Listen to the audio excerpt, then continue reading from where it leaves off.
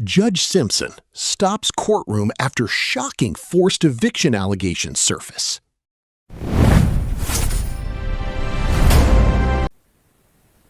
Good afternoon, Your Honor. Dan Shemke, appearing on behalf of Tracy Group, plaintiff. Tenant did not check in. All right, would you like to take a default on this? I would. Raise your right hand to be sworn. Solemnly swear or affirm testimony you're about to give will be the truth, whole truth, nothing but the truth, so help you God. I do. All right, go ahead. What is your claim? Your Honor, I represent the LLC, I believe they are. I'm familiar with their books and records with respect to the property in question in this matter. The total outstanding rent is $20,800. To that, we've requested the addition of $300 in late fees. And then I would ask for the statutory attorney fee of $75. And the total on that? The total on that is $21,175. $21,175? Correct.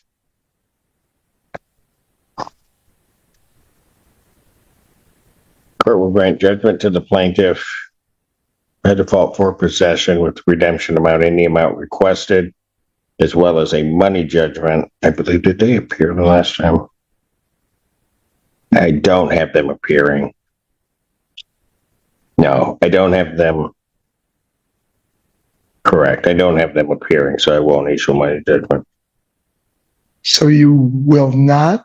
Will not, because I don't think I have them appearing, and I do not have personal. You do have personal service, Judge. I have service by attachment. We managed to get personal service on the 30th, and that should be in the court file. I have a copy of it here. If you would like to see it? I think my file was not updated. Showing in JS. There's an amended. It was the service of the amended complaint that was personal. They didn't update my card stock. All right, then I will issue a money judgment also in that amount. It's all by default with a writ to issue in 10 days. Thank you, Judge. May I approach on a... May.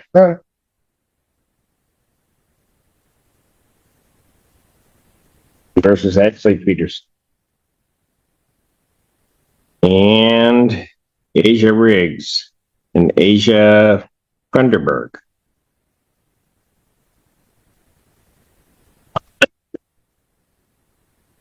Hi, it's just me. I'm Ashley Peterson. My brother and sister are not present. Your brother and sister? Yeah. Brian Riggs Jr. is my brother, and Ayana Asia Jean is my sister. Okay, I don't have Brian as a defendant. What I have are you and two Asias. So, all right. Good afternoon, Your Honor. Noel Sala appearing on behalf of the plaintiff, NKSK Properties, LLC. All right. And I have lost. Okay. Or at least according to my copy of the complaint, Brian Lamont Riggs Jr. is listed. yes, you're right. Actually, there's only one Asia. That's it. Well, I have Asia Jean. It's Ayana Asia Jean. All right. They need to correct this card stock because I think I see what they did. Don't know why. Okay, I do have Brian. Okay. This is a complaint for non-payment of rent. Yes, Defendants have in fact vacated the premises they have. subsequent to the filing of the complaint, but on April the 13th or thereabouts. I'm not uncertain. I'm sorry? We vacated the premises before April the 13th. What day did you vacate? I'll say the 2nd Of April. Okay. So this is just a money judgment claim. Yes, Your Honor. So what's the claim? Well, the claim is, Your Honor, that there was a lease. Mm-hmm. I got that part, but how much money are you claiming? Well, we're asking them, for March, there was $1,000 owed. For April, there was $3,000. And May, because it is now May, there is $3,000. There's also surrender. What?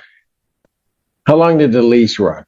The lease ran through August of 2026. All right. And so how much are you claiming for May? For May, $3,000. All right. So your total claim is $7,000? Plus there's a water bill of $1,001.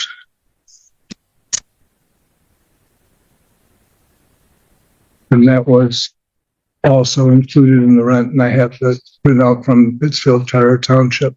Okay, we can get to that. I'm just trying to figure out what your claim. Okay, so it's a water bill. You basically had $7,000 in rent, $1,000 and some little over $1,000 in a water bill. What else? Is that $220. We did not claim for property damages. So the only thing in the supplemental complaint was for the rent, the contractual rent. all right? What's your position on this? Well, I was actually proud. And I won't say exactly the words that he said to me. Who? The landlord, actually. But I had, for the month of March,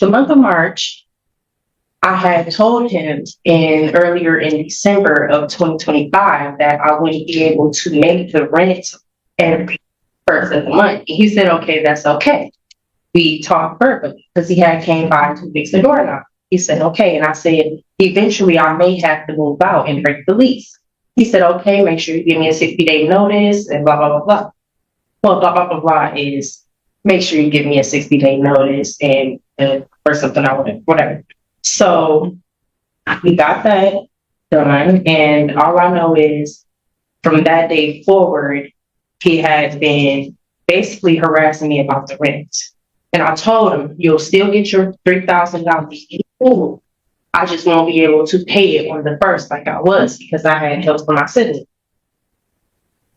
Now, prior to March happening, I had sent him a couple of text messages about things that were failing in my house, which is like the draining. When you turn on the shower, you could hear draining in the master bedroom.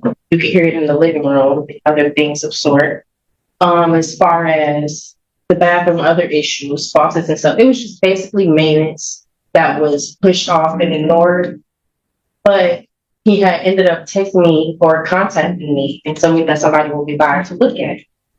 So this particular day was, it had to be like March 27th, Okay. 26th. So around that time, I was actually I had to take my kids to Chuck E. Cheese for one of their siblings. Hold on a moment. So you're claiming, before you get into everything, you're claiming that you don't owe this money? Yeah. I'm claiming that I don't owe them. Okay. And your basis for claiming that you don't owe the money without going through the whole story is what? Well, in the month of March, I gave him $2,000. Earlier that day, we had an argument because he had sent, basically he sent. Well, I think they're agreeing to that because they're only saying 1,000 for that month. The 1,000 and the other 4,000 that they're talking about. I don't know why they're even claiming that because after he told me and cussed me out and told me to get my things, to get my children to get out, I did that within the same week I was gone. When did that happen? March 22nd. He cursed me out. I asked him why. He still came by, picked up the money with his wife, and I proceeded to ask him, like, what was the issue? Because I didn't do anything but put in a request for my home to be fixed and looked at the things that were falling apart. And he called me on my phone and said all types of belligerent things, calling me names, and told me to get my stuff and get out. Therefore, that same night he came by, picked up the $2,000, I went online, found me another house. I was out before then, I signed my lease and everything, so I got that in late payment. Oh, and as far as I'm sorry, Did the other folks leave also? the other folks left before You? before Christmas, and I lived in the building. That's why I said, "Oh no, I would be in there half of the rent." Gotcha. Okay. I gotcha. So counsel, I mean, basically what she's saying is effectively evicted in essence from the premises already.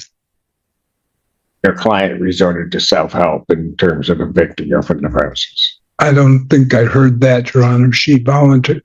I don't know the details of the discussion between the two of them, and I will have my client testify as to that. But that's not a constructive eviction. When she said he asked for six. If a landlord goes by, tells you to get out, threatens you, calls you names, and you vacate the premises, that certainly can constitute a constructive eviction.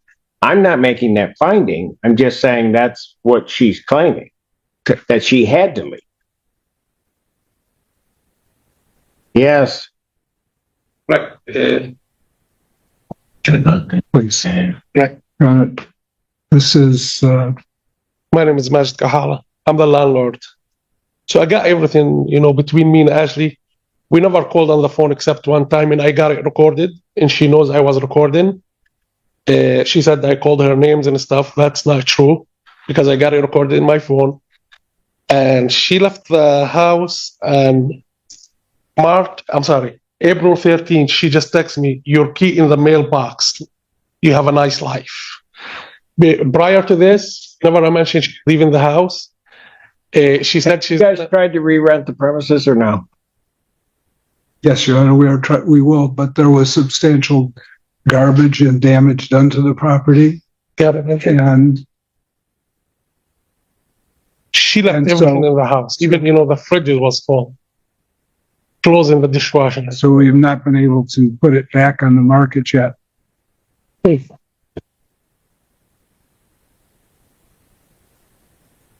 We do have an estimate from Nash Brothers, Send an invoice.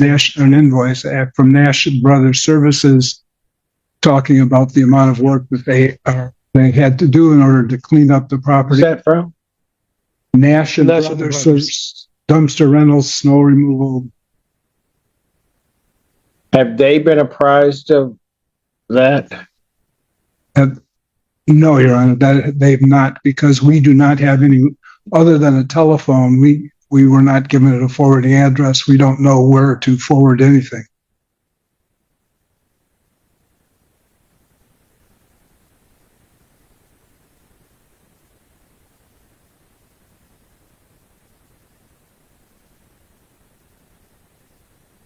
I get. She was picked up. So there are additional claims other than this $8,000? Yes, there will be additional claims for property damage.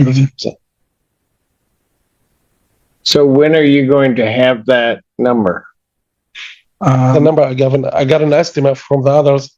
This one we already paid, the 6,000. When are you going to have the number for the total of your claim? I got them. I don't remember.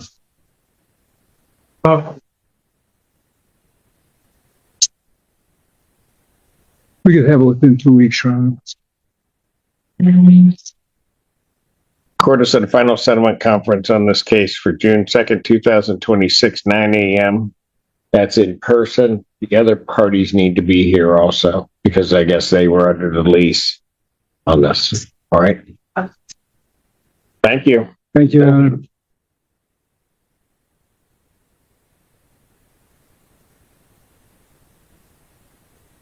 Peninsular Place versus Keybot Henderson. Rebecca Austin for plaintiff. Hello. Keybot Henderson. They are not checked in. Would you like to take a default, counsel? Your Honor, this again is the gentleman who serves in the military, and he was on training at the last hearing. And I will tell you, since we were here last on April 24, We did receive $2,000 that I think Mr. Henderson had been waiting for. Unfortunately, now May rent is due, so I don't know what the court wants to do. I mean, so he now owes May rent. I don't know if you want me to dismiss and refile for May, but then he's going to incur court costs again, or if we just want to adjourn this maybe one more time and we can kind of get to the bottom of May rent, because that's really all he owes at this point. I apologize. This defendant emailed me earlier today. He was getting on to Zoom. Did he say he was deployed someplace or he was having problems? He just said he was unable to connect to Zoom today. He didn't give any other reason. All right. I don't know if you heard that, counsel, but he contacted the court, said he's having problems getting online with us. So why don't we try to get May straightened out? Let me adjourn this to the end of the month, May 29th. Okay, thank you, Your Honor. What time? May 29th, 2026. 12 noon. Perfect. Thank you, Your Honor. Have a great afternoon. Have a great weekend. All right. You do the same. Is that